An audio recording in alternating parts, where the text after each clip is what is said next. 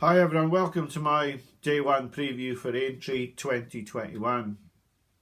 Last night I made a video previewing the whole meeting with Gary Sivs and Andy Holding, one of the top tipsters in the UK. It was an absolute privilege. It was a bit of a surprise that Andy was on the show. Gary hadn't told me, and yeah, it was lovely to do that show with them. So if you want to watch that, it's now on YouTube, on Gary's YouTube channel, Turning for Home.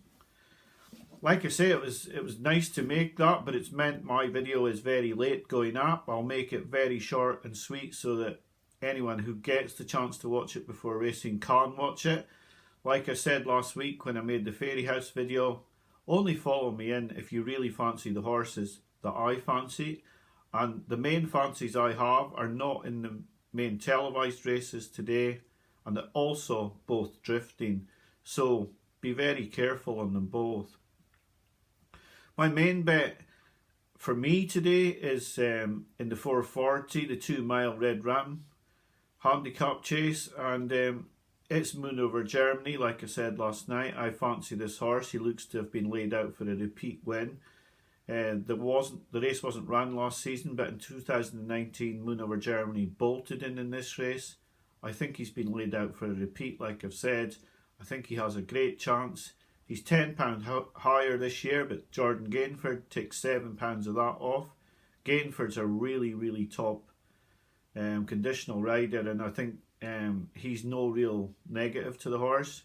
Of course, coming from the yard, it would have been nice to have Rachel Blackmore on, but I think they need the £7 off more. The horse has absolutely top form after he beat Lady Buttons in this. He ran 2 superb races after that in Ireland against Notebook and against Put the Kettle On. And then he spent last season mainly over hurdles. I think this horse has got a very strong chance, and at 8-1, he's an each way play for me. The other horse I'm going to back, even though he's drifting, is Brewing Up A Storm in the 325. This is a tough race. It's tougher than the 2 races he's won this season. He's won a Taunton handicap by 10 lengths, absolutely bolted in off a decent weight, and he's also won at Fontwell in the National Spirit against McFabulous. A lot of people will say that McFabulous will improve for better ground, but I think Brewing Up A Storm will improve as well. I think he's got a great chance. This looks a strong race. I'm not sure it's as strong as it looks. Song for Someone will be well fancied, as will Silver Streak, and of course Jason the Militant for De Bromhead and Rachel Blackmore will be very well fancied too. But for me, I have to be with Brewing Up A Storm. I've been with him the last twice, and I'm going to stick with him in this race. I've said the video will be short and sweet today because my views are on the other video, and plus you don't have a lot of time to watch it. So those are the 2 main fancies for me. In the Fox Hunters at 405, I quite like Billaway, but 3-1's no real value. And in the final race, I quite like the booking of Rachel Blackmore for Arthur Moore on Me Too Please. Now I know that Eileen Dover is going to be a very tough nut to crack. She's getting all the allowances and she's looked a superb horse. I just think 11-1 on that horse, Me Too Please, is a bit big. I mean, there are a few horses in this race that are very big. Nicky Henderson's got a horse in here at 25-1 who won last time out. So there are horses in here at big prices because Eileen Dover looks like a good bet. She looks very good. But there are top yards in here who have... Alan King's got a great record in this race. Nicky Henderson's got a horse. Arthur Moore's got a horse in here. So it isn't going to be one-way traffic. And I would advise you possibly to look elsewhere for an each-way bet, even though Eileen Dover looks a bit of a good thing. In the early races, I didn't really fancy a lot.